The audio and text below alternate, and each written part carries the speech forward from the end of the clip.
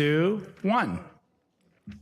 Wonderful. Well, thank you for coming back in to our meeting. We just came back in from closed session, and in closed session, the board did take action, and we voted 5-0 on item number D, which is the public employee appointment, and that's of Mrs.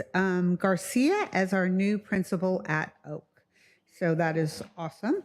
And then we are now going to move into our open session, and we will move into our Pledge of Allegiance. And Jody, I just saw you walk in, and I'm going to ask you if you'd lead us in the Pledge of Allegiance. Place your right hand on your heart and begin. I pledge allegiance to the flag of the United States of America and to the republic for which it stands, one nation, under God, indivisible, with liberty and justice for all. Thank you, Dr. Robanis. And we did have, it was very special that we did Eagle Scouts lead us last time. So, oh, thank you. I will read public comment. I just want to make sure. Yes, I just want to make sure that we do understand that if you do want to speak at the board meeting, to please get your public comment card in prior to the beginning of the meeting. I can see that Jody is working on it. So it's a little bit of a change. We've just asked, since we give the public from 9 o'clock in the morning, the day of the board meeting, that comment cards should come in by the time the meeting starts again at 6:30. So then we will move on, and we will move on to Mrs. Reed, our executive summary of the workshops. Thank you so much, President Hill. So we're really fortunate to have 2 workshops this evening. We started out really being graced by the presence of our new high school principal, Mrs. Christiana Kraus, and her administrative team. And she did just a wonderful job highlighting the 4 A's at Los Alamitos High School and really celebrating the successes and campus life that's been thriving now that we have all of our kids back on campus full time. She also recognized 8 upcoming Griffin graduates who have all received their Eagle Scout award, which is just a commendable feat. I know I was talking with Dr. Frazier, prior high school principal, and he said if he had 1 Eagle Scout in his graduating class, that was amazing. And so for us to have 18, I think really celebrates our community and our students and the support of our parents to really support our Griffins really beyond, right? So super excited about that. And then Mrs. Grice Delk and myself presented a short mental health overview and really focused on the monthly health and wellness initiatives that her office has been really spearheading this year, as well as celebrating the board support and adding an additional 1.4 FTE to our mental health counseling team. So we'll be having 3 elementary wellness counselors next school year, which will really make a big impact, that they'll each be spending 2.5 days a week at our elementary school sites, really focusing on preventative and proactive wellness strategies with our students, and really hoping to release that stigma that is surrounded around mental health, and an additional 0.4 of an LCSW to support our students on IEPs with really a higher tier need of counseling. So it was a really great pre-meeting. Thank you so much. There was one other that I'd like to make sure we give a shout out to. The high school also got to recognize their Hero of the Heart. And Mrs. Rachel DeMarco was the recipient of the high school's Hero of the Heart, and just all of the service that she has done for so many schools, but really highlighted at high school, was really exciting to be able to recognize her. Her husband was able to surprise her as well. In fact, I think the high school completely surprised her. So very well deserved for that exceptional service that she continues to give and be a role model to so many. Well, thank you, Mrs. Reed, and thank you, Dr. Pulver. Excellent. So we will now move on to my board president's report. Oh, I had to be up before I could move. Thank you. So I've got a couple of things to cover and just kind of go pretty quickly. I think I'm hopeful that most of them you will find very celebratory, because I certainly do. And so the first thing that we're going to start to talk about is our promotions and graduations. And I am just so incredibly grateful. Last year was our staff worked so hard to make sure that our students had the opportunity to have promotions and graduations. And it is very nice to be able to come back and I think it's still a lot of hard work, but at least it feels a little bit more normalized. And we're really excited to talk about what is going to be moving forward. So we talk about our 5th grade promotions, and those, once again, I think some of us have had enough time with the pandemic to look back and see that there were some good things that have come out of it. One of the good things that have come out of it is that we have started doing all of our 5th grade promotions on Laurel Field right out here at the district office. And it's really wonderful. There's more space, there's parking. It makes it very easy for families to come. We have a great stage. There's still that individuality that each elementary school gets to have with their promotion on whatever their special items are. And so we will have Monday, June 6th, will be Rossmore Elementary School at 11:30 a.m., Lee Elementary School at 2:30, and Hopkinson at 5:30 p.m. And then on Tuesday, June 7th, we have Los Alamitos Elementary at 11:30, Weaver Elementary at 2:30, and McGaw Elementary at 5:30. So I will be spending a lot of time with these people up here in the first week of June. I'm very excited about that. And then we are going to be promoting our middle school students to the high school, and we will be doing that at the Santa Ana Bowl. We utilized that space last year, and it was tremendous. And our Oak Middle School will be at 3:30 p.m., and McCullough Middle School will be at 7 p.m., and that will be on June 9th.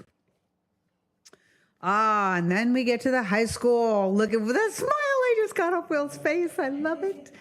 So we will be having a baccalaureate at the high school field, the John Barnes Field. Then the senior parade. I just saw this pop up in my calendar today. It's going to be on Saturday. I'm so excited. That'll be just awesome. So that is another thing that came through the pandemic. If you remember the first year, 2020, right? 2020. It was the only celebration those seniors got. And it became, pardon me? The parade was fabulous. Yes. But it was sad that the kids didn't get the bread. Yes. And so, but it has now become a tradition. And so we're very excited about this tradition moving forward. And then graduation will be on Friday, June 10th at 6:30 p.m. at the Santa Ana Bowl. So, and then also, some people may not be aware, but we have a really robust adult transition program for students up to the age of 22 that is really special. And if you will have the opportunity to have our promotion at that point in time for those students on Wednesday, June 8th at 11 a.m., and that will be here at the district office. So going along with celebrations, last week we had the opportunity to really try to express our appreciation to all of our employees. And so there are a variety of different appreciation weeks, and we choose to really celebrate everybody at one time. And what better way to celebrate than somebody to bring you a candy bar?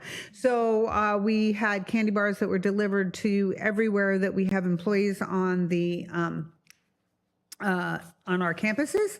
And just a little card that really says that how important and special they are, and that we really are better together. And so I think that we sugared everybody up, and they were all happy. And then we have this amazing partnership with the Rossmore Homeowners Association.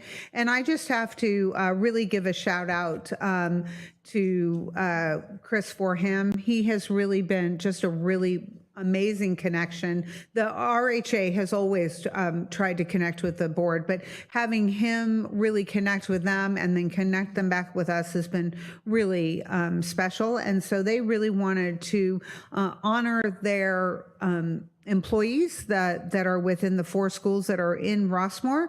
And so they got, I'm not sure how they did it, but they got gift certificates for a 50-minute massage for every one of our teachers in the 4 Rossmore schools. So it's at a training school, at a training massage place, but what a nice gift, and what a nice way to come and say that you're really appreciated and that we appreciate the partnership with the RHA. So we're very, very grateful to them. Incredible leadership they have there right now, which I think includes Mr. Forehand. And then the last thing I wanted to cover is my section that I called Did You Know? And so this is a very busy time for us in the district. I say that, and I really mean the administrators. It's busy for board members too, but really administrations, because this is also when there are a lot of openings coming up. So whether we're looking at staffing related to teachers, if we have retirements that we're looking at filling those positions, there's a lot of hiring that's going on. Dr. Frazier's department is just hustling and bustling right now. And so I really wanted to talk just a little bit about our process. And this is a really broad view of the process. It depends on what kind of, this is more of the administration process.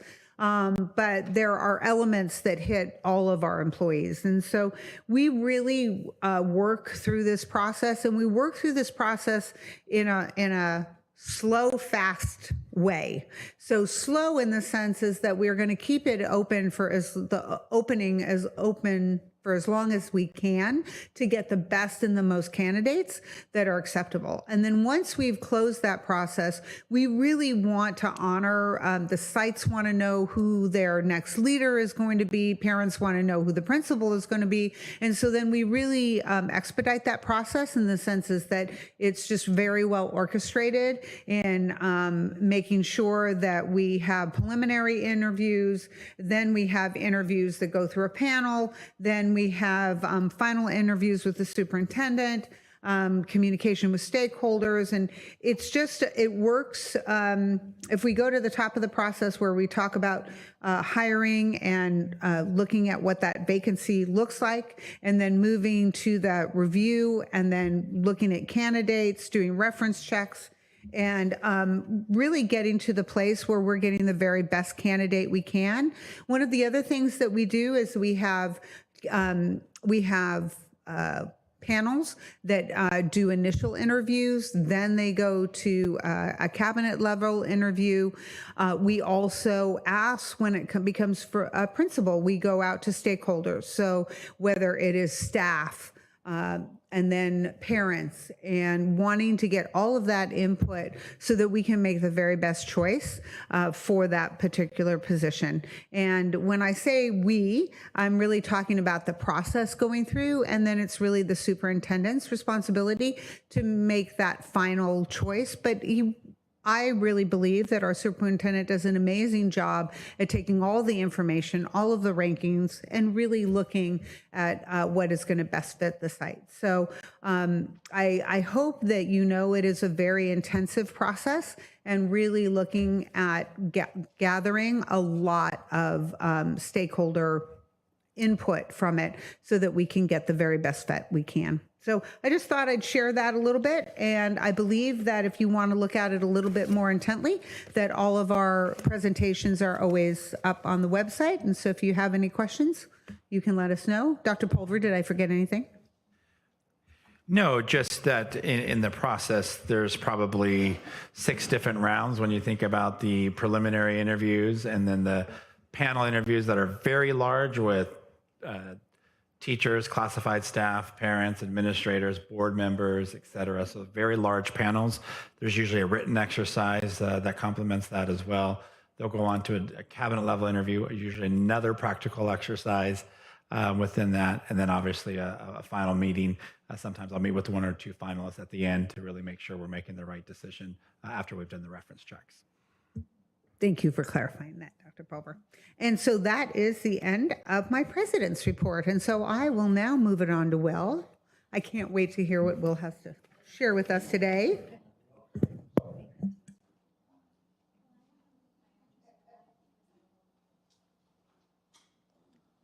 Hi, everybody. I always like to start some banter, some little things. First of all, it's great we have everybody back. That's pretty cool. I like that. We also have the amazing Miss Tina D'Angelo. She's the best. Come on, she's the best. If you ever need to feel happy, you talk to Tina. She's the best. And also, Miss Jeanette Andres, you're always so thoughtful. And to quote Hamilton, you don't get enough credit for all the credit you give others. So, I recently watched Hamilton on Disney Plus, so just to quote that. All right, but good evening, President Hill, esteemed board members, Dr. Pulver, executive cabinet, and community members watching in person or online. I have a little bit of an apology to make before we start. I'm going to blame AP testing and Calculus BC for my mistake, but this is actually my second to last report. So all those jokes and anecdotes I made at the last meeting about that one being my penultimate report, I was a little early. So you actually have one more meeting with me, and this is not the last one. So let's savor every moment and dive into my 15th report. With only 4 weeks left of school, it's that time again to recognize seniors at Baccalaureate. This event will take place on June 1st and is for all seniors to attend. This special night will have speeches by teachers, senior co-presidents Ryan Grace and David Main, and some select administrators. Also at Baccalaureate is where senior banners will be set up.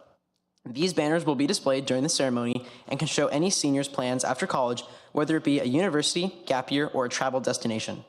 They're still available for purchase and can be picked up after the event ends. And I touched on this last report, but prom will take place this Saturday. The event will run from 7:30 to 11:30 p.m. and will be located at the Wallace Annenberg Building, which is in Los Angeles. Parking will be $20 for those that drive, but drop-off is recommended and free of charge. This will be the last dance for the school year and the last dance for seniors, and the theme is Met Gala. But besides prom, the next activity that everyone should get excited about is Powder Puff football. Sign-ups close Friday for this yearly tradition, and both teams of junior and senior girls are almost at max capacity. Practices start this week, and games will be coming in the coming weeks, and competition is bound to be intense. And my sister who's watching in Texas, I totally stole that photo off her Instagram. I don't have any photos from Powder Puff the last 2 years, so that's my sister Ella. I hope you're watching. Now we move on to athletics, where it's time for a recap on boys volleyball. The team ended their season with a hard-fought game against Newport Beach High School, ending in the fifth set with a score of 11-15. The game was sentimental for many, including Coach Kelly, who now has to say goodbye to a team of players who were her first athletes when she started at Low South 4 years ago. I also have a recap for boys lacrosse season, as it just ended a few days ago. The boys started CIF play with a win against Palos Verdes High School, which set them towards their next game against St. Margaret High School, where their season came to an end. The team had a great season, and many of the seniors agree the memories they made this past year will last them a lifetime. Girls softball had a great game last week, where they played their first playoff game against Grand Terrace High School. The girls won by 3 runs in a close game, but ultimately moved on to their next game, which actually took place today. I have no idea what the score was, but let's all hope it went well. And last weekend, track and field was at CIF prelims. Boys and girls won the 4x100 meter dash.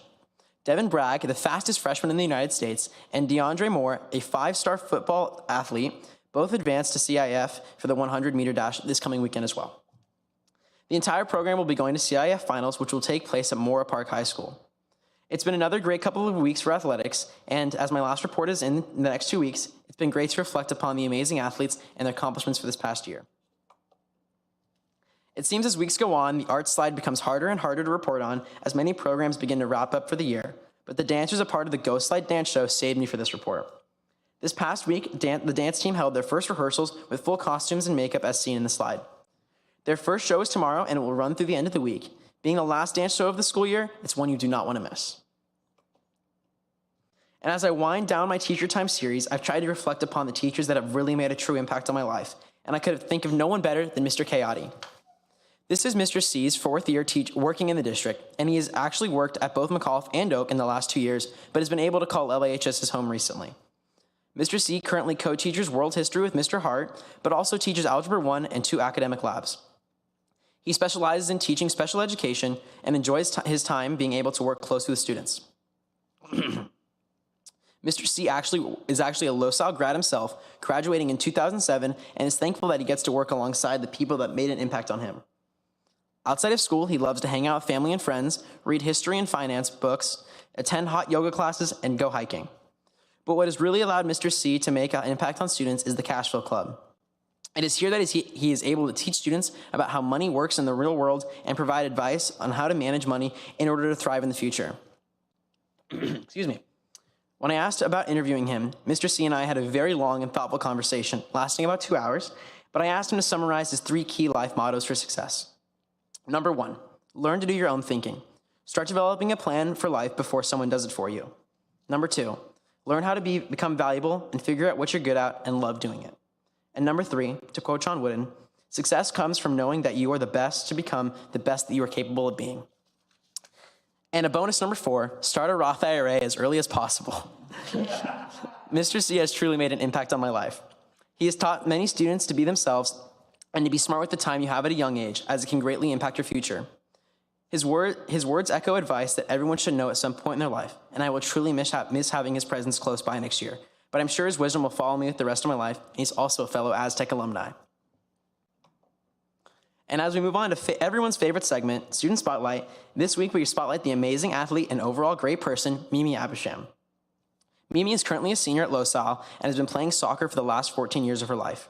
When she was 4 years old, she started training to play the position of center forward, and to this day, still continues to play in that position. She spends more than 16 hours a week on top of her schoolwork devoted to training and practicing soccer.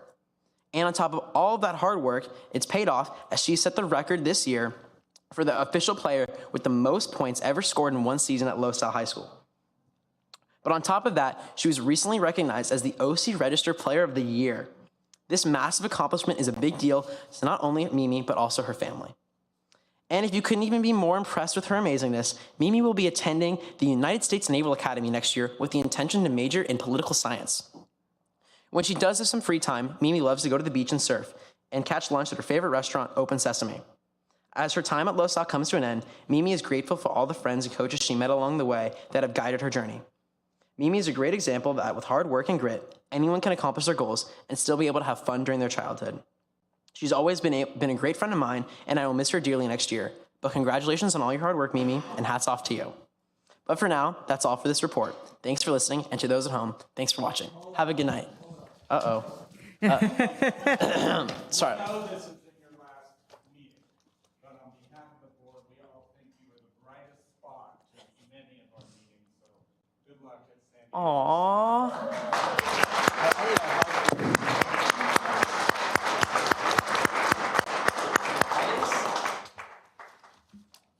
It was very nice. I'm going to speak that into the mic. Yes, please. Yes, you may. Yeah,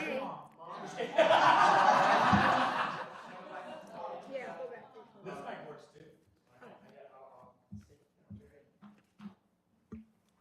It's like Christmas. The famous Chris or Papa stickers are on there as well. Oh, I have many. I have many. You know, I got a call from Marla's today, and she said, "Do we need a bag? Do we need a bag?" And I said, "No, I'm taking care of that." Look at this. Mom, I love you, but you might take notes on this. Look at this. This is great. I'll give it to my roommate too, because I got to get him something now as well. Thank you, guys. That was so unnecessary, but thank you very much. Well, just show up at the next meeting. Good thing I have my senior photos next week, so now I have something to wear. That's good. Yeah. And a tumbler, like Woo! rocking in all the SDSU gear. Thank you very much, guys. Thank you. Thank you, Will, and we'll get a chance to thank you at your meeting.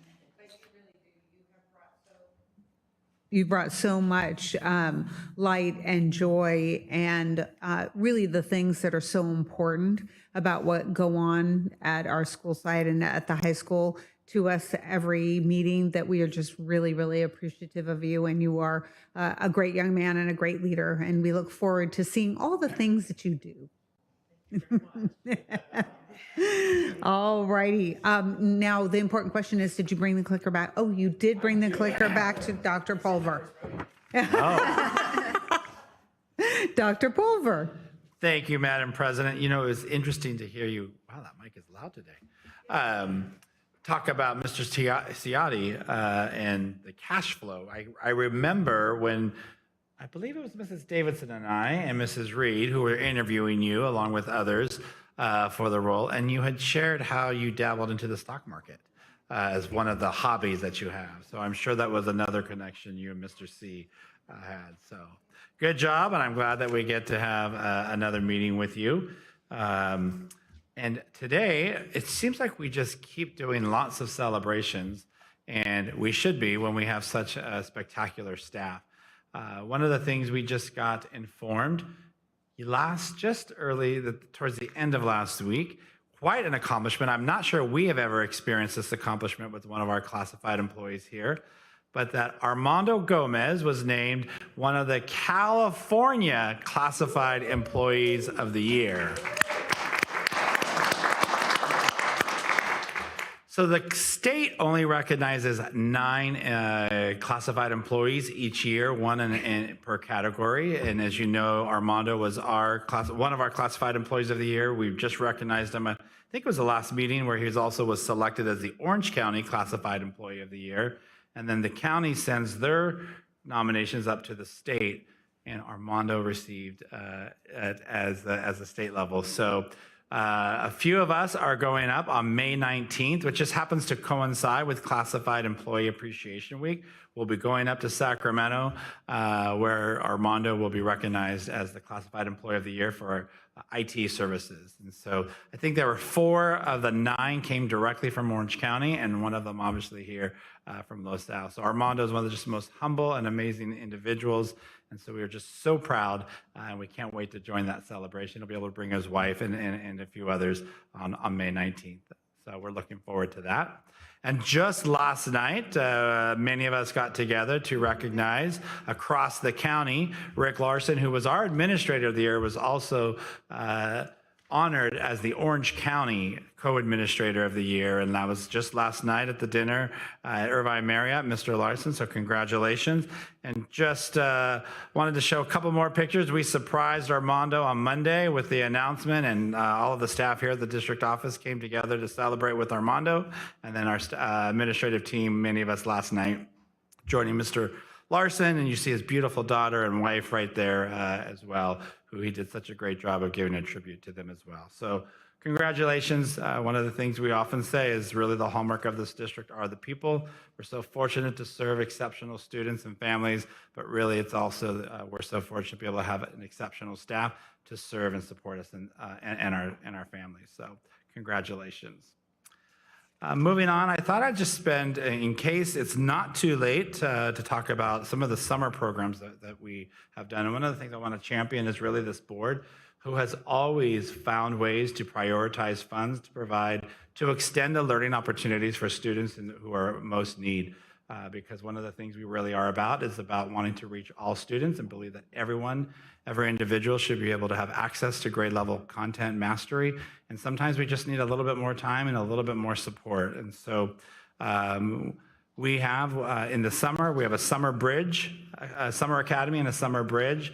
We really focus on where the students are this year, trying to help them prepare for next year. So if it's remediating certain skills like grade level content this year, also helping them get the footing that they need to be more successful for the start of the next school year. So our K-4 Summer Elementary Academy is going to be housed at Hopkinton Elementary, but all of our students will come together. And I'm so excited. We have 2 administrators who've been working at McAuliffe who will be being our summer school administrators at our elementary level. And then our middle school summer bridge is really an opportunity to provide support for our 6th and our 7th graders as well, helping them reach the supports that they need to be successful next. Actually, I'm sorry, it's our 5th, 6th, and 7th graders. So our 5th graders, they're going to middle school next year, and they'll be out at Oak Middle School. Both of those timeframes are the same, June 20th to July 15th. And then our high school bridge and enrichment or remediation programs are a little bit different that I'll talk about next. So at the high school, what we're really trying to do is trying to provide some credit recovery for students so that they can maintain and continue to be on track for graduation. And really, maybe that's just if they fell out of A through G status, how we can help support them.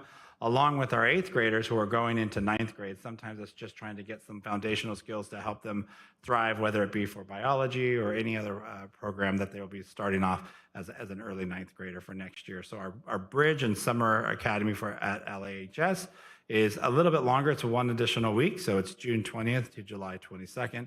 And the bulk of the time is 7:25 to 12:50, just like we currently have the skills lab at the high school. We do have some afternoon and early evening supports as well for those that are looking in that aspect as well. And then our extended daycare program for our families that work and are looking for a great camp for your students who are enrolled in TK through 5th grade. We call it Camp Fun in the Sun. And it's Monday through Friday. It's a 6:30 a.m. to 6 p.m., June 15th to August 9th. It will be at Hopkinton Elementary, which is where we house our elementary summer school program, so that for families who our kids are enrolled there, it's very easy for them to just continue to have their kids be in after-school care moving forward. But they'll also do a bunch of camp activities and field trips, which we weren't as able to do during COVID, but was really been part of our normal Camp Fun in the Sun, where they'll go to Fountain Valley Skate Center, Camelot Golf, they'll go to the beach, etc. So it's not too late to register, but it is getting close through May 13th. Go ahead and contact Mrs. Mortensen. We have the web address there along with the phone number if you are interested in that. And then we have a host of enrichment opportunities through LAIF. LAIF just continues to be an amazing partner who provides support TK through 12th grade, really. And so our enrichment program, we sometimes call it SEI, is going to be at Lee Elementary, Oak Middle School, and Los Alamitos High School. The enrichment classes they'll have for a variety of different programs. Take a look. I was talking to some parents today, and they said they were in a STEM camp. They were going to be doing a jiu-jitsu or some type of karate. So all sorts, as well as jumpstart to different grade levels, drama, arts, etc. So, and then of our camps at the high school, a lot of our teachers will run these camps through LAIF to really help them prepare and get ready. So whether it be our dance camp, our drama camp, our show choir, our Excite choir, go ahead and take a look at laifforkids.org to get more information on our programs. Various athletic camps as well that are going on with from baseball to diving to football, cross country, soccer, softball, volleyball, track and field. So there's lots of opportunities for our parents to keep your kids engaged and connected over the summer. And with that, that concludes my report. Thank you so much, Dr. Pulver. And as we move on, we will now move on to board member communication. And Mrs. Davidson, I think I'll start this way. It's good to be back. I was able to attend the Wellness and Safety meeting that Dr. Friedman ran so wonderfully, in which he highlighted everything that's been accomplished over the last year and talked about the coming year. And what I loved about that was then Mrs. Reed and Mrs. Delk at the workshop this afternoon gave a very detailed presentation about everything that's been done here too. If any of you were able to watch 60 Minutes on Sunday night, they did a whole section about mental health in youth across the country and how we're really at a critical level of care. Children are being admitted to hospitals, coming into ER with a broken arm or needing stitches from a bicycle fall or a baseball game. And they're finding when they talk with these kids, they have just some basic questions they're asking. They're finding out kids who are in there with a broken arm from baseball are actually severely depressed or experiencing a lot of anxiety. And our schools are seeing kids in their classrooms like that. The pediatricians are recognizing that they have traumatized children, and their resources are very limited. In one town that they taught was actually Milwaukee.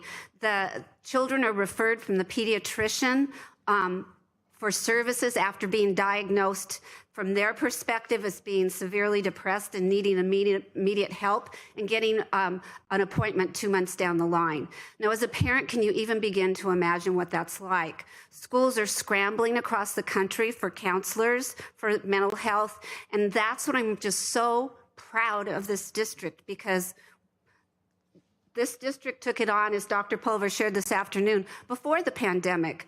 We had changed our number one priority under safe environment to our main focus would be on mental health. So I think we got a head start on it. But when you think about, I just applaud the leadership in this district for getting mental health counselors on our campuses, for creating a wellness initiative, for opening, I think, the first wellness centers at both Oak and McAuliffe, and one will be opened at the high school. And so when I listen to Dr. Friedman and I listen to Mrs. Reed and Mrs. Delk just highlight all that's been accomplished in the midst of a pandemic and all the chaos that created, I'm just really proud of the work they did.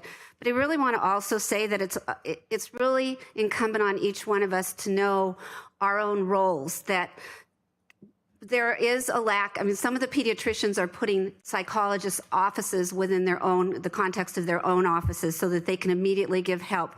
But any one of us can be a contact. Teachers, Cub Scout leaders, coaches, we all have the ability to be the first step, the first connection. And for me, this is probably of all of the last going on 4 years. For me, mental health and our students' well-being has been the most important driving force in my heart. And that goes back to the fact is, as a student, as a teacher at McAuliffe, I lost 3 of my students, two to suicide and 1 to accidental overdose.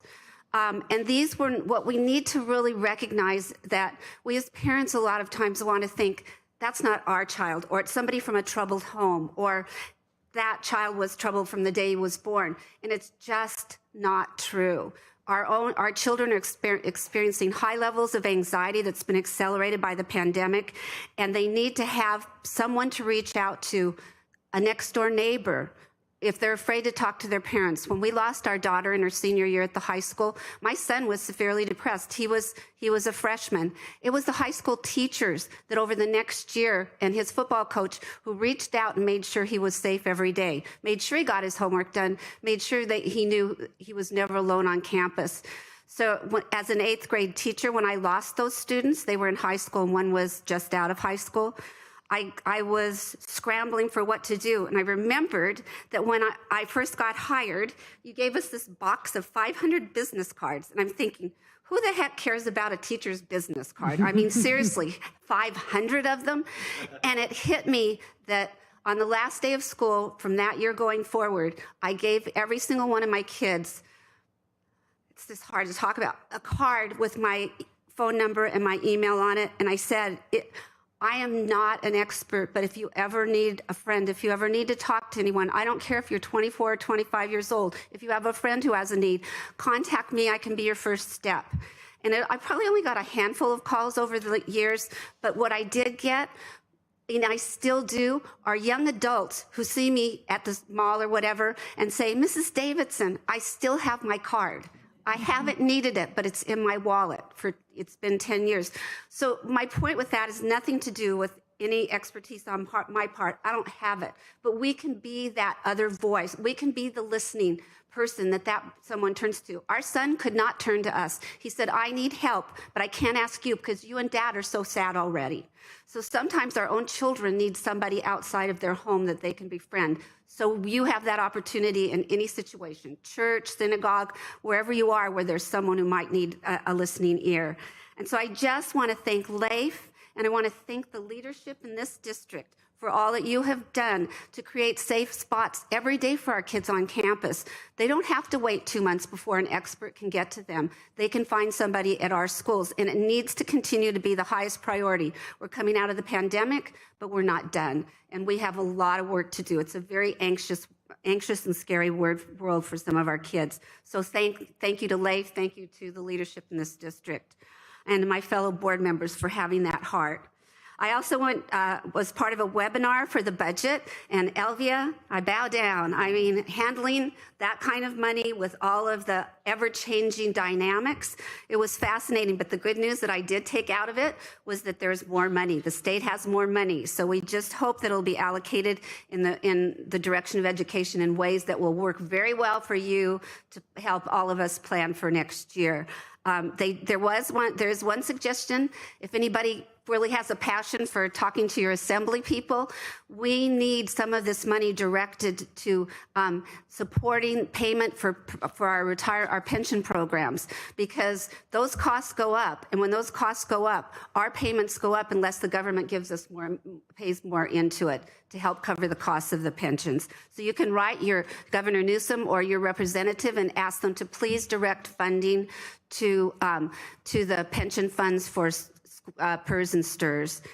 And I just have a couple more. I had a wonderful lunch with Dr. Pulver. We all get to meet with him individually. And I think, I always get some great answers to questions. But what I think I took away from it was that in the midst of a year closing out, the chaos and craziness of this world, he'll just be talking about a dream he has, or an innovation, or how we could make something even better, and what we can do next year. So I thank you for your innovation, for your incredible determination and energy that goes beyond anything I've ever seen, and a mind that is always imagining. So thank you. I love those luncheons.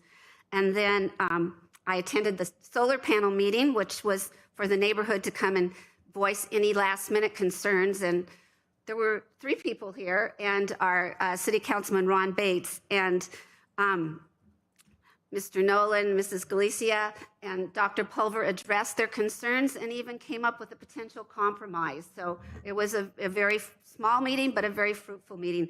Even if it's a small number, we're still glad to hear what they have to say and listen. And then finally, Mr. Larson's dinner last night. LaSalle had great attendance. We had 3 big tables, a lot of people there to celebrate his accomplishments. And we have so many administrators and staff in our district that all deserve awards. So it was a great night. It was a lot of fun. Thank you. Mr. Forehand. 2 school walks, LAE and McAuliffe. The Tigers and Eagles are in great hands. I attended the longevity at McAuliffe and discovered they have a staff lounge. That was kind of fun. I went to the Weaver flag ceremony. Scott and I got to hand out certificates to the most cooperative kids. Lee Business Day, I want you to know that 5th graders are now stepping up their game. This is something I was able to purchase from these kids, and it's a very handy bag. And it's amazing, these 5th graders, they're all out on the playground with their little stands, and they're trying to calculate, well, they have to go back now. How much taxes do I have to pay on all this money I made? So it was a wonderful event. You're right, Diana, thank you. The RHA is stepping up their game, and I want to tell you right now that I know that Marianne is coordinating an effort to send thank yous to the volunteers at our schools and the PTAs. So I think they have really come a long way, and I'm very proud of them. I attended the CTE advisory, and kudos to Marianne Schaefer. What a great group. I mean, I got to go with Connor Brown on Griffin News, which is my favorite show of the week. And we brainstormed, Nicole was there, we just got things talking, and all these resources back and forth, so that was fabulous. LAEF, we can't thank them enough, and we've all done that many times, but I just happened to walk into Weaver today to drop something off that I'm going to talk about in a minute at the end, and there they are setting up the lounge with all these fun things like therapy putty for the staff, flameless candles they could have, stress balls, and it's nice to see us not only doing the kids, but we're concerned about our staff and their well-being. So kudos to them. I did attend the thank you event on Friday night, and actually we should have all been thanking them, but they were thanking us. Broadway was a little slim this time. We only got to see the drum line and the color flags, but boy, do we have a lot coming up in the next 4 weeks. So that's great. And I want to just say to the PTAs, I have never seen such organized staff appreciation weeks, and I was in the business for a long, long time. They have so many things thanking their staff at each school for all they do to make a difference for kids. Kindness Week is alive and well, and it was in Griffin News that the kids challenge, or I don't think it was even a challenge, but they report this during first, I don't know what period it is, the first period, Will, and they watch their, 10-minute show, but they asked everybody to turn around to the person sitting next to them and say something kind about them.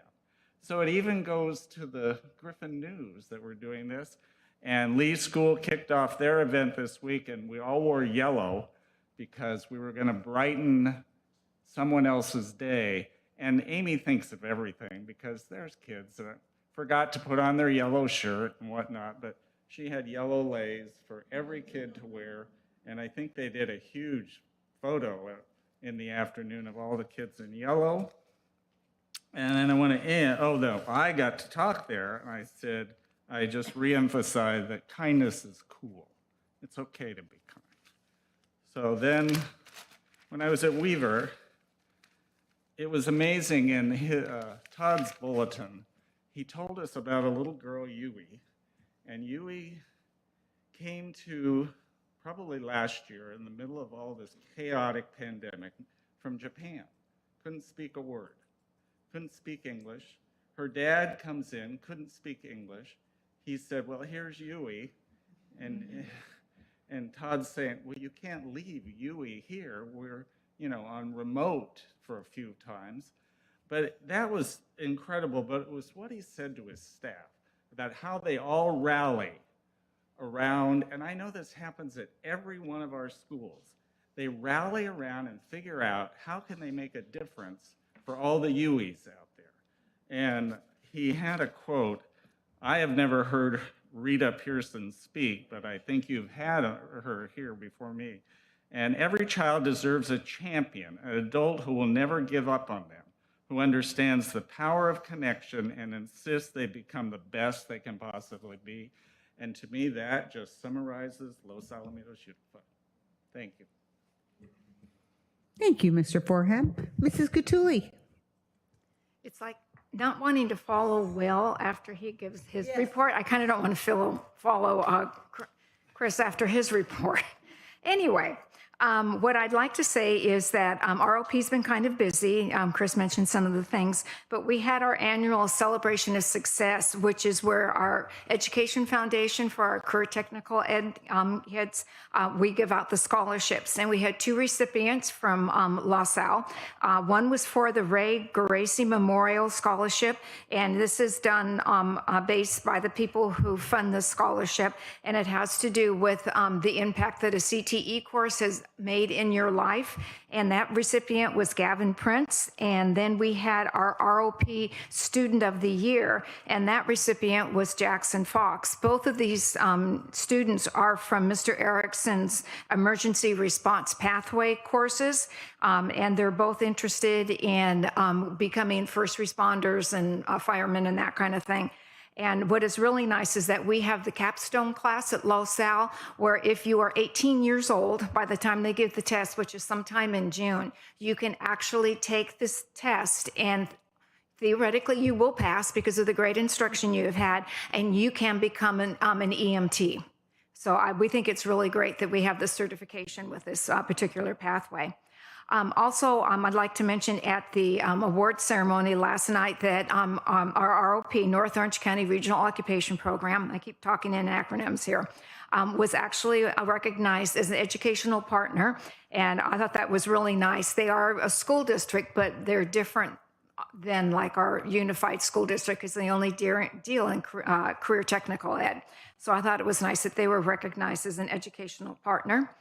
And then I was also asked to testify at an assembly committee meeting on elections in Sacramento. And this bill was going to change the process and the manner in which recalls can be done. And the changes that they are making in the law means that you need to have an increase in the number of signatures to start a recall process. Your reasons for the recall that have to be put on the petition when you're collecting signatures contain no false or slanderous, libelous statements. And when you are also on the petition and it has to do with a school board member, you will have to put down how much per child the election is costing the school district. All I can say is I'm happy this bill is going through. It looks like it will probably be passed in the Senate and into this the entire assembly also, but it's a little late. So keep those things in mind if someone asks you to sign a petition. Okay, and then I want to thank Leif for their leadership appreciation, and I really want to give a shout out to Dave Appling, who is the Leif King of Hearts this year, and he really is a king of hearts. He has been supporting the school districts for as long as I can remember, way before I ever got on the board. I remember when we were passing our first bond in 1990, how supportive he was, and I had no idea who he was, and I was just a volunteer for that bond, and everyone kept saying, Dave Appling, and I think it just goes to show his longevity that he is still supporting our school district. And I just want to give one more other shout out to both Rick Larson and Armando Gomez for just their outstanding commitment to all of the students and staff members in our district. You guys really deserve the recognition, and congratulations. That's it. Thank you, Mrs. Catulli. Scott, you're up. Awesome. Thank you. Yeah, going after Chris, he does all the things. I went to about half the things that he went to. And I just want to do a quick shout outs. The CTE is alive and well. There are so many opportunities out there. Just very impressive. I thought that it was Zoom, which isn't as engaging as in person, but very impressive. Lots of opportunities. The drum line and the color flag presentation absolutely blew me away. It was a show. It was unbelievable, so enjoyable. I think that hopefully they recorded that and you could show it. It was a show, absolutely phenomenal and very impressive. So if you think you have any interest in that direction, you don't have to have any musical talent. No, you could have two left feet like I do. They said they could even teach me how to move in coordination with the other ones. So if you are coming into the high school, take a look at their website, watch their performance, and I guarantee you, you will be impressed. There is a lot of events coming up, as Mr. Forehand alluded to. You've got the 18th at 5:30, art at McAuliffe. The 19th at 5, you've got the band at McAuliffe. The 25th, you have the McAuliffe Choir at 5:30. We have the Dance Ghost Light performance in the next several days. The Oak Choir is performing. And there's about 4 or 5 STEAM festivals or events going on at all the schools. I was at the Weaver STEAM Festival, which may be the only thing that I did that I didn't see Chris at. Oh, not only was he there, he beat me to it. So just incredible. They had the kids do this. They volunteered to do it. They had the whole courtyard was filled with tables and displays from kindergarten to 5th grade. And 2 kindergartners, I got to give a shout out to Audrey and Allison. Absolutely adorable. What a great presentation. They made a couple of toilet paper rolls, and then they had taped mirrors on the inside. I don't know how they did it. And it was like those old kaleidoscopes where you'd look through and you'd get all the prismatic coloration. It was incredible. Very, like I said, it looked simple. I don't know how they did it. So I now realize that with all of my background in going to school for engineering and science and math, I have been outdone by a pair of kindergartners. So I just want to say the district looks great. I see all the celebrations happening, and I just want to say congratulations to our California. There's over 1,000 school districts in California, and we have 1 of 9 working for our very own school district. That is impressive, and he is the most humble, great guy. I love his sidestep as he tries to get out of the limelight. And of course, Rick Larson is a phenomenal, incredible person, and I couldn't be more happy. So thank you to all of you that work for the district, that put your heart and soul into this and make it such a wonderful place for the kids. Thank you. Thank you, Mr. Fayette. And just quickly, I'll finish up. Had the opportunity to attend Operating Steering Committee, and thank you, Mrs. Galicia. A great presentation, and there are committees that really help bridge the communication between our district and our community, and we try to give a more detailed look at certain things on certain committees, because I was also on the Safety and the Wellness Committee, and thank you, Dr. Friedman. That was also really enlightening of all the things that are initiatives, of all the things that are still having to be done by our district administration as they relate to COVID and COVID protocols as well. And so both of those were very helpful. And also, I think one of those other good things that have come out, I think some of these committees are now being done on Zoom, and I think it really helps attendance, which really helps spread the communication. So I do appreciate that as well. The awards dinner last night was just joyful, and boy, La Salle, they bring the noise when they come, and the hoots and the hollers. And Mr. Larson certainly deserved it and was very humble and gave a really great speech. And it's a little something, but I was just really impressed how I think he was the only person who didn't stand in front of the podium. And so he just really addressed the whole group. He did a great job. So, and then I also attended a CSBA Delegate Assembly update, and that was on a budget and a legislative update on what things are happening. And the same with Mrs. Davidson. The concern is that people hear that the state has so much money and we're going to get more money. And they also talk about the long term, and that this isn't something that's probably sustainable for a long time. And so where are we putting that money that can best help us in the long term? And it's not necessarily, it could be in the general fund, but it would really be more beneficial to actually pay down the pension liability, because as we see, that is only growing instead of going down. And so, and then I did also have the chance to attend the LAIF Leadership Circle. If you're not part of the Leadership Circle, it is a really wonderful way to give back to the community through LAIF, and they did a great job. And I appreciated that, and really appreciate the passion that comes from the executive director. She really has a heart for what she's supporting in mental health, and it just is a really connects with her. And then just my little PSA, there is one more concert and one more movie in the city of Los Alamitos in the Parklet. And so that's upcoming this Thursday, and it's just a great deal of fun, and the evenings have been so lovely to be able to get out and enjoy them. So I think that will end our board communication, and now we will move on to public comments. And so the board welcomes input from the public. This is the opportunity for the community members to provide public comment to the board on agenda items or items not listed on the agenda. Persons wishing to address the board should complete a speaker request card prior to the start of the meeting. And I did receive one after the start of the meeting, and I just, this would be our third card, and I just want to make sure, I want to know if the board is okay with accepting that card. Okay. But it is really prior to the beginning of the meeting. And comment cards can be submitted to the district office anytime after 9 a.m. the day of the board meeting, and will be started up to the beginning.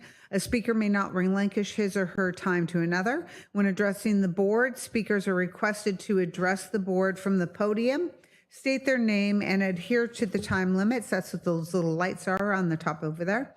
The board may not take any action or discuss any items not appearing on the posted agenda and cannot immediately respond to public comments. Speakers are cautioned that under California law, no person is immune from liability for making intentionally false or defamatory comments regarding any person simply because those comments are being made in public. And so as we go into public comment, I have Rudy, is it Kraus? Kraus. Thank you.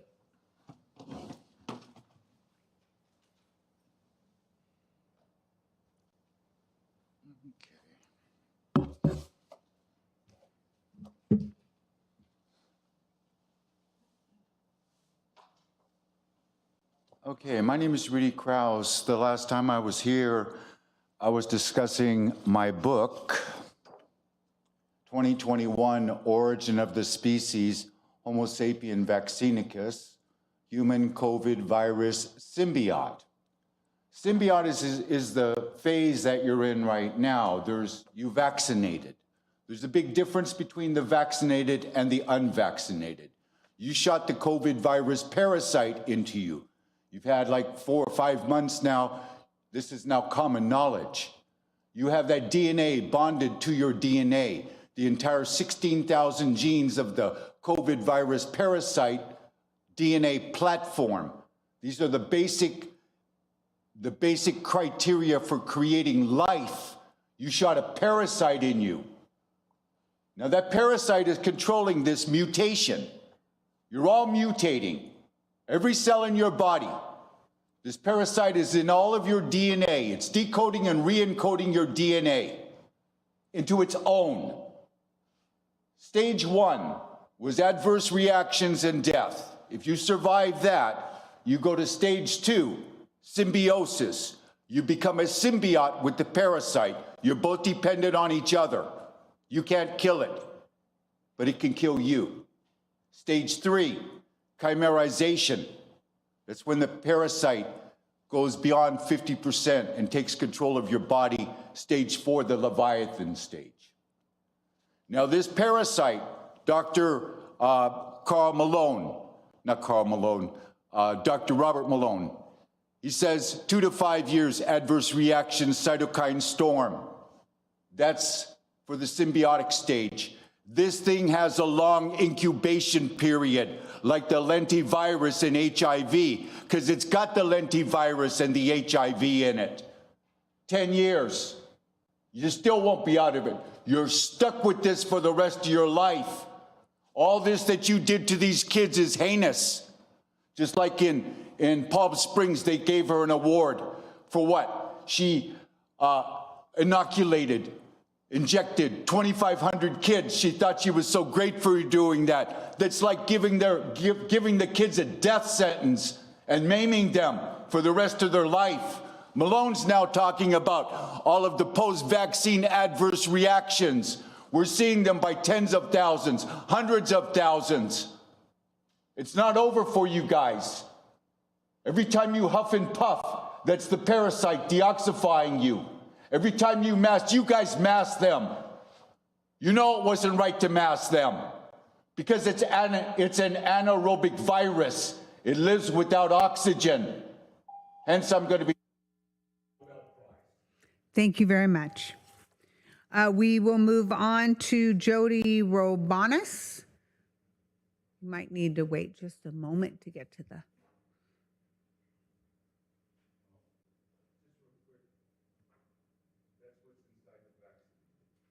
Thank you, sir. We'd like to move on to Mrs. Robanis. Thank you.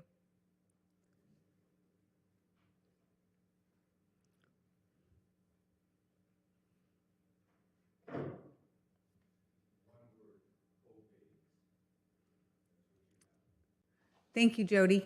Come on up. Thank you.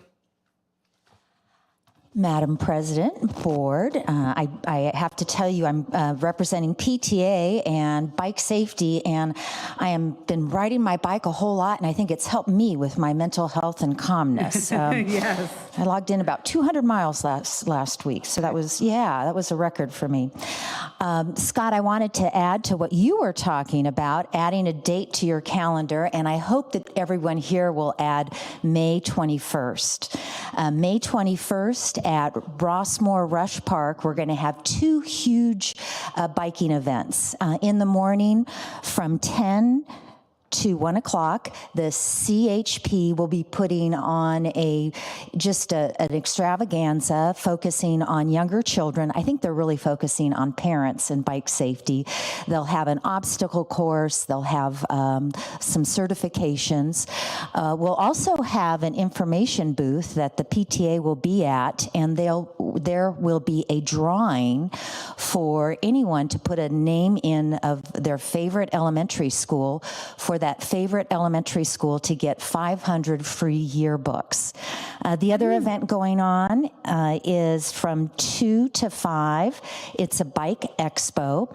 We'll have a bike valet, so you're encouraged to drive your bike to the Rossmore Park or Rush Park, and there'll be lots of classic vintage bikes. We'll have cargo bikes.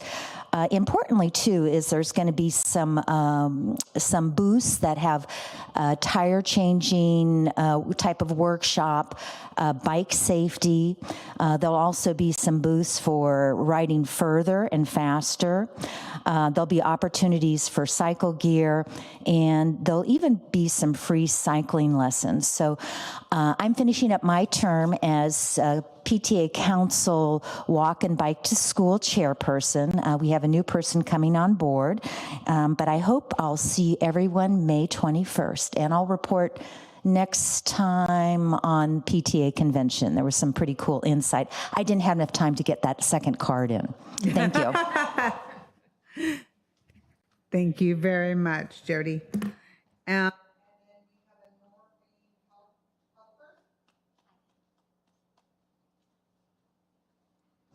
I wasn't really prepared, and my voice is kind of bad, so sorry. I'm just going to be real, off the cuff. I'm dovetailing off of this friend here, and, you guys were mentioning things like COVID, mental health, the school-age kids, and I'm a local from this area, so for me, it's very close to my heart about what he was talking about, and I'm going to make it really brief tonight. I just think that we need to be focused more on the whole picture. He was getting into the science of what vaccines, or COVID vaccine to be specific, does to the body, okay? I was looking at you guys, I wasn't sure how to gauge your reaction, and I'm more casual than he is, but everything he's saying is absolutely the truth. There's nothing he's saying that's false. You could research it, okay? So I don't know how you guys feel. I'm not judging you. I'm just here to share. I'm kind of dovetailing on him tonight because I don't have a lot of notes, but yeah, he said it all. He really said everything that I wanted to say, because I grew up around here. This is my neighborhood, and everything that happens to everybody really hurts me. And what he's talking about hurts not just this community, but the whole world. So really, that's all I have to say because I wasn't that prepared, but thank you. Thank you. Thank you very much. Okay, does anybody need a recess? Then we will move on with, we have no information and presentations this evening. And so now we will move on with our consent calendar. I see that I have a 12B, C, and E for polls, which means I will be looking for an approval of consent A, D, and F through Z. Second. All those in favor? Oh, wait, there's no discussion because it's all together. All those in favor? Aye. Passes 5-0. Now we will move on to, I'm looking for a motion for approval for board member Diana Hill. Oh, that's me. to attend the California School Boards Association CSBA Delegate Assembly meeting in May. Oh, so move. And discussion? Yes, I pulled it because I just want to publicly thank you, Diana, for attending, because we're all basically busy, and this means you're going to be flying up to Sacramento for a fast weekend. And then you'll be coming back with some good news and or good information and share it with us. And since I'm no longer director, I don't attend these things, and so I think I'm going through information withdrawal. But I do know it takes time and effort, and I just wanted to thank you for it. Thank you very much, Mrs. Catuli. So I will call for a vote. All those in favor? Aye. Opposed? Passes 5-0. The next one was consent item 12C. I need a motion. I move approval of C. A discussion? Yeah, I pulled that. I just pulled it for a very simple reason. Summer Harvest asked us to waive fees to use our parking lot at Oak during the summer, and I just think that that's a celebration because they use that parking lot to feed families with children who qualify for free and reduced lunches.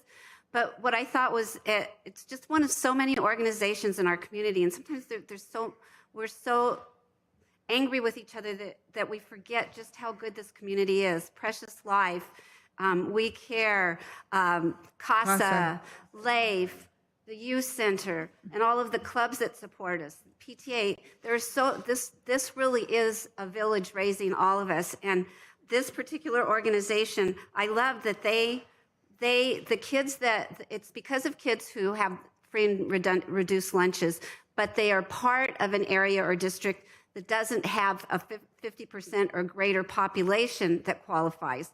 So those districts, us, our district, we don't qualify for a lot of the funds that other districts do. So they've put a focus on the fact that we still have families who need support. And during this pandemic, another one, Grateful Hearts, had their food bank was around the corner from my house, and literally there were cars a mile long during the pandemic. So I just kind of wanted to celebrate the fact that, yeah, we're going to let them use our parking lot, but they're feeding families, and that's just part of what this community does. So that's it. Thank you, Mrs. Davidson. Yes, Mr. Fayette.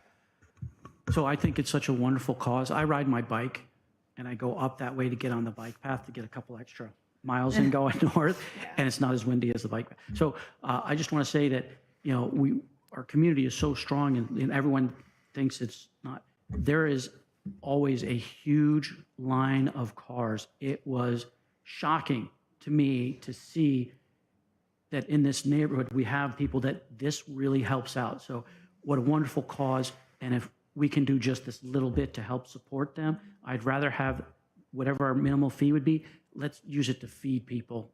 So I just want to say what a great thing it is. I just have one thing. Also, anyone can volunteer to work to hand out the food all summer long. You just go online to Summer Harvest and there's a volunteer sign up. So any of us can be out there celebrating the joy. So thank you.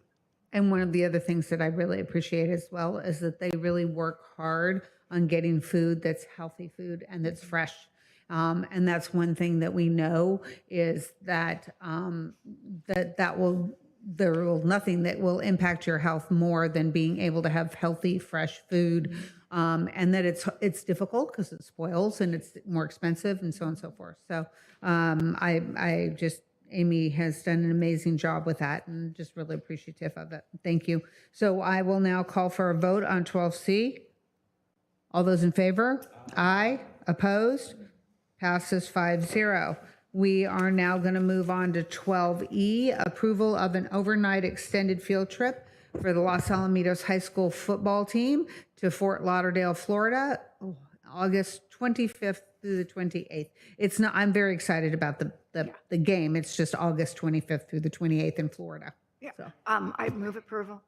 And a second. Thank you. Moved and approved. Discussion? Yes, and I pulled this because this is such a fantastic opportunity for our football team. And I want to thank Coach Fenton. I have no idea how much influence he had on this, but basically ESPN knows that our football team playing against some team in Florida, Fort Lauderdale, Florida, I have no idea what high school it is, would be a good football game to broadcast. So ESPN actually pays for all of our kids and our coaches and everything to go to Florida. So it's not like we're asking the parents or Boosters Club or the district to come up with, several thousands of dollars to get a football team somewhere. And this is really exciting. I just wish I knew what night it was going to be on TV so we can, I'm sure we'll find out from someone. Oh, So that we can watch this. But, kudos to Coach Fenton for obviously having a quality program that attracted the attention of ESPN. thank you very much, Mrs. Catuli. So I'll call for a vote. All those in favor? Aye. Opposed? Passes 5-0. Fabulous. So now we are moving on to action items, and the first action item that we will move on to is the adoption of the retirement resolutions, and I am going to pass that over to my vice chair, Mr. Forham. Yes, and I am very honored to highlight adoption of retirement resolution. The Board of Education and Administration would like to honor the following retirees who have given dedicated service to public education to the Los Alamitos Unified School District. Mark Claybow, Deborah Cooley-Siegel, Johnny Cortez, Sharon Cruz, Terry Fieldson, Juliet Gardner, Suzanne Graves, Edward Kessler, Aaron Kaminsky, Ken Maggi, Robert Main, Darlene Martin, Kimberly Metcalf, Richard Remhijo, Marlene Rice, Mike Rose, Kelly Rowe, Mark Tully, Donna Winford, for a total number of years, 510 years of service to our kids. So congratulations and thank you. Thank you. I have a first. May I have a second? Second? And not a roll call, so It is, all. sorry, it is a roll call, it's resolution. Oh, it is a roll call? Okay. Is there any discussion? I just know that we can't vote no. Yeah, we can. Doesn't We work that way. have to respect the individual's decision as much as we may want. Some of them, just stay. No, I checked on that years ago, and that, no, it doesn't work that way, unfortunately. Mr. All right. Fayette. Aye. Ms. Catuli. Aye. Mrs. Hill. Aye. Mr. Forehand. Aye. Mrs. Davidson. Wonderful. We will now move on to action item 13B, and Dr. Pulver. Thank you, Madam President. This is the resolution by law as the governing board. When elections occur, you have to formally approve when the election will be. We have two board members whose positions or terms expire on December 9th, 2022. And so we will be holding election on November 8th, 2022. And so by virtue of this resolution, we'll then send that to the Register of Voters and they'll include it with the regular election cycle. Wonderful. Do I have a motion? So moved. Second. Any discussion? Roll call. Roll call. Mr. Fayette. Aye. Ms. Catuli. Aye. Mrs. Hill. Aye. Mr. Forehand. Aye. Mrs. Davidson. Then we move on. So that passes 5-0. Thank you. Then we move on to 13C, and that's the approval of number of words contained in a governing board member's candidate statement.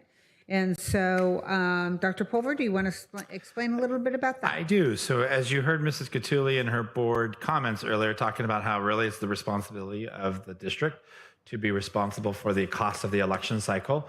Part of the cost of the election is the voter pamphlet that members who are running for a term of office can create a statement that would get printed to all of the residents who will be voting in that election cycle. And so for anybody running for the board, they will be able to write up to a 200-word statement. And then that printing cost is certainly part of the election cost that we as a district fund for the elected offices of school board members. Thank you very much. And then I'm looking for a motion. So moved. A second. Second. Any other discussion? Roll call again, Mrs. D'Angelo? No, this one's not. Okay. So all those in favor? Aye. Aye. Opposed? Passes 5-0. We'll now move on to 13D, approval of a bid for the roof repair and gutter replacement for Los Alamitos Elementary School. And Mrs. Galicius. Thank you, Madam President. As part of our deferred maintenance plan this year, during the summer, we anticipate to do the roofing repairs for LAE Elementary School. We did go out to bid. We received 5 vendor proposals, and CI Services was the lowest responsible bidder. So therefore, we are requesting approval of this bid. Thank you very much. So moved. Second? Any discussion? All those in favor? Aye. Opposed? Passes 5-0. We are now moving on to the approval of roofing materials for Weatherproofing Technologies, Inc., utilizing the California multiple bid schedule. Mrs. Galicius. Thank you, Madam President. As part of the bid that you just approved, the material is being purchased separately using a CMAS contract, which allows us to purchase the material on a discount basis. Oh, awesome. Thank you. Thank you for finding ways. Do I have a motion? So moved. Do I have a second? Second? So moved and seconded. Any discussion? Yes, I actually asked this question in my board questions because I had never seen this before. And I knew that the two amounts added together was what we were kind of told it was going to cost. And I was so happy to hear that we are squeezing every penny we can out of everything. And I know it's more work for Mr. Nolan, it's more work for you, and probably about 5 other people whose names I'm not mentioning. But I'm sure we are making a significant savings by using by paying directly for the materials as opposed to having the contractor buy it for us. So thank you, and thanks CJ, please. So I'll call for a vote. All those in favor? Aye. Opposed? Passes 5-0. We move on to 13F, Declaration of Need for Fully Qualified Educators. That sounds very important, Dr. Frazier. It really is. Thank you, Madam President. This is an annual declaration that we bring forward just to make sure that we have all of our teachers with the right credentials in the right spots. So we have to sort of project to make sure that we have some areas where if we get audited in the credentialing, that we'd be okay if we got audited. So that is this declaration as we bring it forward as presented. Thank you very much. Do I have a motion? So moved. A second? Second? Moved and seconded. Any discussion? All those in favor? Aye. Aye. Opposed? Passes 5-0. Approval of warrants. This is the checkbook of the district, and we have the opportunity to go through every one of them. 26 pages, I think. Not so bad this time. Yeah, everyone, it's every 2 weeks. And so if we have questions regarding any expenditures, we send them in, and Mrs. Galici's department gets us those answers, and we appreciate that. So I need a motion to approve the warrants as presented. So move. A second? Second. Moved and seconded. Any discussion? All those in favor? Aye. Aye. Opposed? Passes 5-0. Now we're going to do acceptance of donations.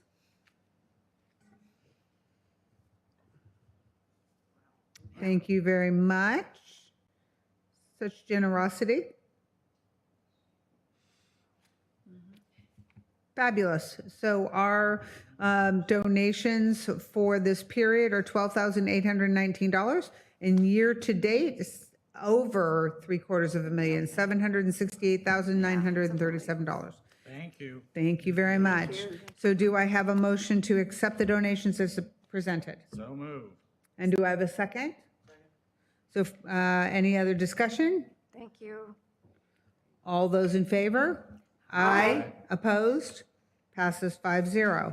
Such unison on your eyes on that. Yeah. Thank you very much. We've been working on it for years. It's taken a year and a half. But Yeah. Yeah, we're there we gonna go. do. We are now going to take the classified personnel report, the certificated personnel report, and the administrative personnel report all as one motion, please. And these reports, anybody can see what they are. Some are hires, some are retired. And so may I have a motion, please? So moved. Moved and seconded. Any other discussion? All those in favor? Aye. Aye. Opposed? 5-0. Okay. Better. We have 2 items left. An acknowledgement in open session. Acknowledgement of receipt of claim dated April 13th, 2022 and received April 15th, 2022, submitted by RS on behalf of ES, and a reject claim in compliance with Governmental Code Section 911-15 and 945. Do I have a motion? So moved. Second. Second, any discussion? Well, should Mrs. Gleason? Oh, Mrs. Galicius, thank you. I'm sorry. I appreciate that. Thank you, Madam Thank you. President. So as noticed, we have received a liability claim, and it is recommended by our legal counsel that we acknowledge receipt and then reject the claim. So to allow them to represent us. And that's 13L, which we're talking about right now, and then the rejection will be 13. That's correct. Both claims. Great. Thank you very much. There's two different claims. So There's the two current different claims. L is accepting and acknowledging the complaint and rejection of the claim, and then a different claim will be letter M. Okay, so it's doing both in one. Got it. Okay, I misunderstood that. Thank you very much for explaining that to me. So on the matter of 13L, I have a first and a second, and all those in favor? Aye. Opposed? Passes 5-0. Anything else, Mrs. Calise? Okay. And then we'll go to 13M, and that's the acknowledge of receipt of a claim dated April 13th, 2022, and received April 15th, 2022, submitted by SJ, and reject claim in compliance with Government Code 911-15 and 945. Do I have a motion? So moved. Second. All those in favor? Aye. Aye. Opposed? There was no discussion, right? I'm sorry. Okay. Passes 5-0. Perfect. So that concludes our open session items. We will now go back into closed session and come back to adjourn. And we are going into closed session at 8:57. 7:57.